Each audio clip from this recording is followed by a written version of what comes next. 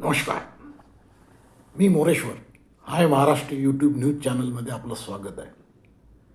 दुःखद बातमी आहे. पूर्ण महाराष्ट्र शोकसागरात बुडाला आहे. अजितदादा गेले. वयाच्या 66व्या वर्षी गेले. 66. हे काय जाण्याचं वय नाही. या माणसाला, या नेत्याला जायचं नव्हतं. त्याला मुख्यमंत्री व्हायचं होतं. महत्त्वाकांक्षी नेता होता. त्यासाठी प्रसंगी काकाशी त्याने टक्कर घेतली. अशा वेळी त्याचं अचानक अकाली जाणं म्हणजे पूर्ण महाराष्ट्र, ज्यांचा राजकारणाशी संबंध नाही असेही लोक हादरले. काही होऊ शकते. ते माणूस येतो आणि त्याला जायचंच आहे, कधीतरी जायचंच आहे, पण हे असं जाणं म्हणजे फार भयंकर आहे. हादरलेत कार्यकर्ते, तर ढसाढसा रडतायत. दिग्गज नेते आक्रोश करतायत. आम्ही पोरके झालो अशी भावना कार्यकर्त्यामध्ये आहे राष्ट्रवादीच्या. आता दादांनी काकांशी पंगा घेतला आणि स्वतःची पार्टी, काकाची पार्टी फोडली, स्वतःची राष्ट्रवादी बनवली, तर ती अधिकृतसुद्धा झाली आहे. आता त्या राष्ट्रवादीत काय होणार हा चिंता, हा विषय असतानाच हा अपघात झाला आहे. पूर्ण महाराष्ट्र हळहळ करतो आहे. तर या अपघातावर वेगवेगळ्या प्रतिक्रिया येत आहेत. सर्वात पहिली प्रतिक्रिया आली ती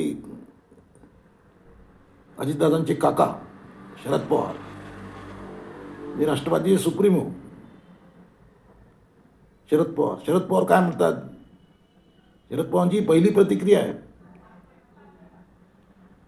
त्यांना काही बोलायचं नव्हतं आजच्या घटनेवर, आजच्या दुर्घटनेवर.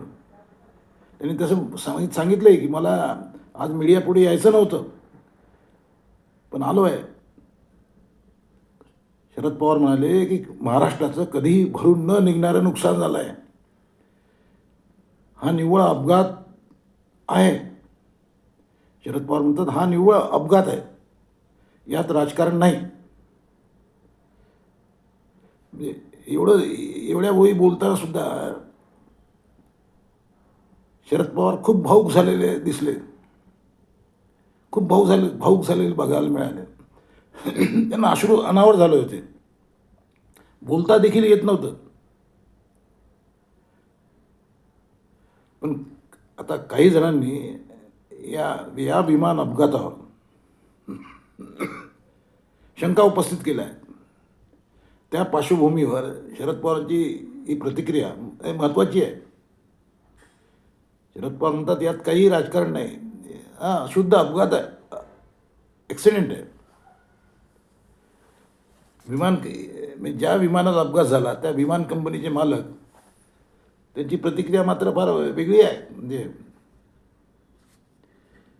या विमान कंपनीचे मालक, जे विमान ज्यांचं होतं त्या कंपनीचे मालक व्ही.के. सिंग यांनी स्पष्ट सांगितलं की बाबा विमानात तांत्रिक बिघाड नाही.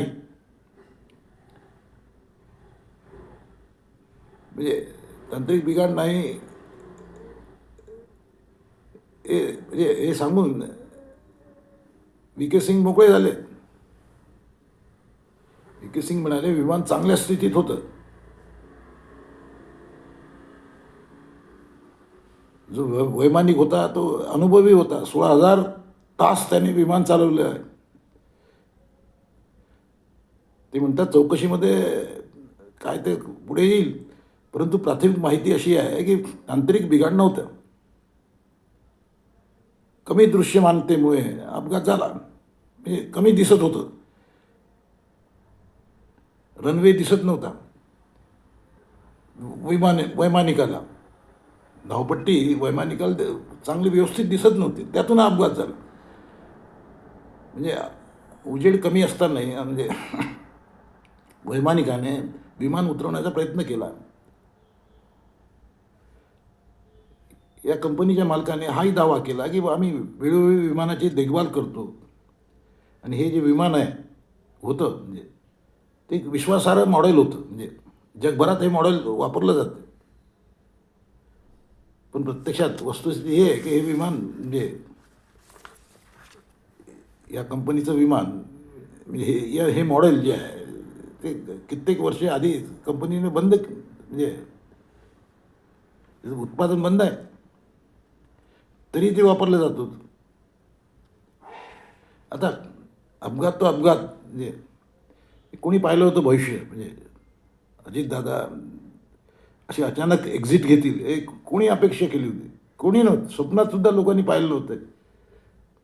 उलट अजितदादा या जिल्हा परिषद निवडणुकीत आपल्या पक्षाला निवडून आणण्यासाठी आज बारामतीमध्ये प्रचार सभेला आले होते.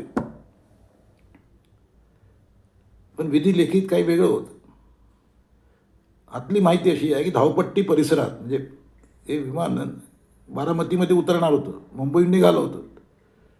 बारामती परिसरात ज्या भागात धावपट्टी आहे त्या भागात दाट धुकं होतं आज सकाळी. फक्त 800 मीटर दूरपर्यंत दिसत होतं. म्हणजे दृश्यमानता कमी होती. फक्त 800 मीटरपर्यंतच समोर दिसत होतं. घड्याळाच्या काट्यावर धावणाऱ्या अजितदादांनी अजितदादा सकाळपासून सुरू व्हायचे, परंतु घड्याळाच्या काट्यावर धावणाऱ्या या नेत्याने जाण्याची वेळ मात्र चुकीची निवडली. अशाच भावना सर्वत्र आहेत. प्रतिकूल परिस्थितीत वैमानिकाने विमान उतरवण्याचा प्रयत्न केला का, हा प्रश्न आता उपस्थित झाला आहे. या बारामती विमानतळावर नाईट लँडिंगची व्यवस्था नाही. नाईट लँडिंग म्हणजे रात्रीच्या वेळेला विमान उतरवण्याची व्यवस्था या धावपट्टीवर नाही बारामतीच्या. जर नाईट लँडिंगची व्यवस्था असती तर हा अपघात टळला असता. एकूण 5 जण या अपघातात गेले आहेत. 5 जण वैमानिकासह. परंतु अजितदादासोबतच्या सहकाऱ्यांना तो एक जुना किस्सा आठवला.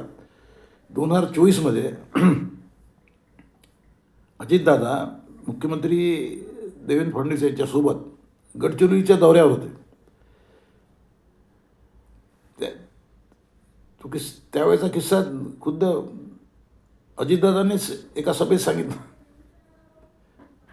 अजितदादा त्या सभेत म्हणतात की मग माझं विमान म्हणजे मी आणि देवेंद्र सोबत होतो. गडचिरोलीला प्रचार सभा होती, कार्यक्रम होता, त्यात जायचं होतं, आम्ही सोबत होतो. आमचं विमान ढगात गेलं तेव्हा माझ्या पोटात गोळा उठला. समोरचं काहीच दिसत नव्हतं. घाबरलो होतो मी.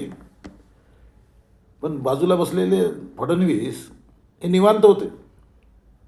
मी फडणवीसांना सांगितले की समोरचं काहीच दिसत नाही. त्यावेळेला फडणवीस मला म्हणाले, काळजी नको, मी असे 6 अपघात पचवले आहेत, मला काहीच झालं नाही, तुम्हालाही काही होणार नाही, अशा शब्दात फडणवीसांनी मला धीर दिला. ही आठवण म्हणजे हा जो व्हिडिओ आहे, जुना व्हिडिओ 2024चा, तो सध्या व्हायरल होतो आहे. परंतु हे म्हणजे काहीच होणार नाही हे फडणवीसांनी दिलेलं आश्वासन म्हणजे ते यावेळेला उपयोगात आलं नाही. काहीतरी विधी लिखित काहीतरी वेगळं होतं. त्यात महाराष्ट्राने एक मोठा नेता गमावला आहे. उद्या अंत्ययात्रा आहे. उद्या सकाळी 11 वाजता अंत्ययात्रा निघेल.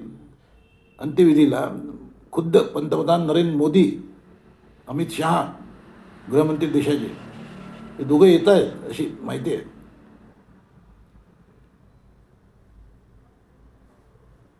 या निमित्ताने अजितदादांना श्रद्धांजली.